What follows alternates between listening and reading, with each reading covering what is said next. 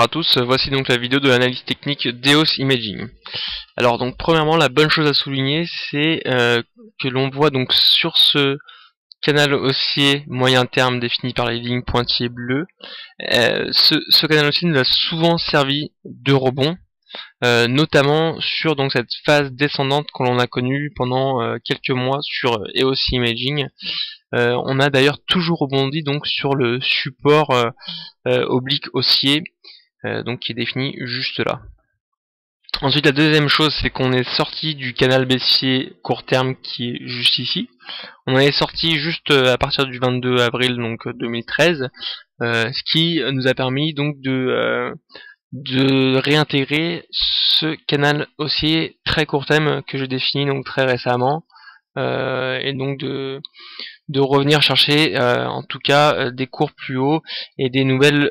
zones de résistance que l'on a d'ailleurs cassées, notamment la zone de résistance des 38-20% des retracements de Fibonacci qui correspond à peu près à 4,83. Alors après, moi, la chose qui m'a un peu déplu, premièrement, c'est l'annonce des résultats qui a été faite à peu près une vingtaine, voire trentaine de minutes avant la clôture de bourse. Alors, je sais pas quel était donc le but ou si c'était une erreur de la part de l'entreprise, mais je vois pas vraiment qu'est-ce que ça peut apporter de donner donc des résultats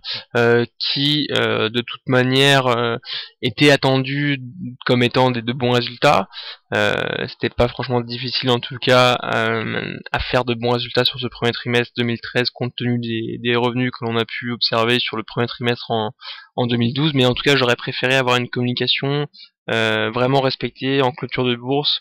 pour peut-être venir chercher des cours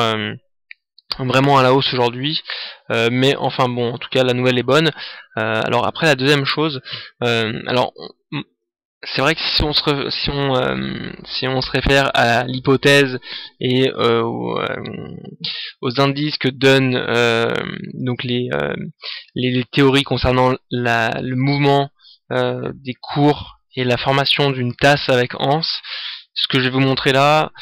ça tient pas forcément la route. Mais en tout cas, moi je l'ai positionné sur mon graphique pour voir un peu comment évolue le cours autour de cette zone là. Alors voilà, donc pour moi, on a eu une formation donc d'une première tasse juste ici, hein, à partir donc du 27 mars 2013, on allait chercher donc des zones plus bas, aux alentours donc des 4,37 juste là, qui nous a permis d'amorcer donc ce regain juste ici, avant donc d'entamer ce que j'appellerais donc moi selon mon graphique une anse avec un support aux alentours des 4,50 pardon. Donc pour moi on a une espèce d'une tasse avec une anse juste là, notamment avec le petit pullback qu'on note aujourd'hui, qui pourrait s'inscrire dans la lignée en tout cas de l'hypothèse d'une tasse avec anse, puisque c'est souvent on voit souvent un léger pullback, et donc j'ai mis ma ligne d'eau moi juste ici, donc avec le point le plus haut, hein, qui était donc aux alentours des 4,90, 4,94. Donc voilà. Donc je garantis pas du tout la figure de tasse avec anse sur EOS Imaging en se référant aux hypothèses de ces figures-là, mais en tout cas, voilà, les hypothèses ne sont pas forcément tout le temps justifié, et voilà, en tout cas moi j'ai souligné ça. On verra comment on va évoluer donc EOS Imaging. En tout cas on a des bons indicateurs, hein, puisqu'on a un MACD qui est maintenant au-dessus de sa ligne de signal, qui se dirige vers la zone positive. Bizarrement on a un RSI, on voit qui a pas forcément eu une flambée sur cet indicateur là, mais en tout cas il est pratiquement à sa zone de neutralité, donc on va essayer de voir un peu comment il évolue par rapport au cours.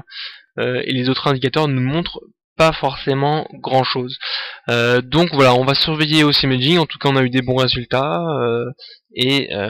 théoriquement on devrait se rapprocher très vite de la zone des 5,05. Donc voilà pour EOS Imaging.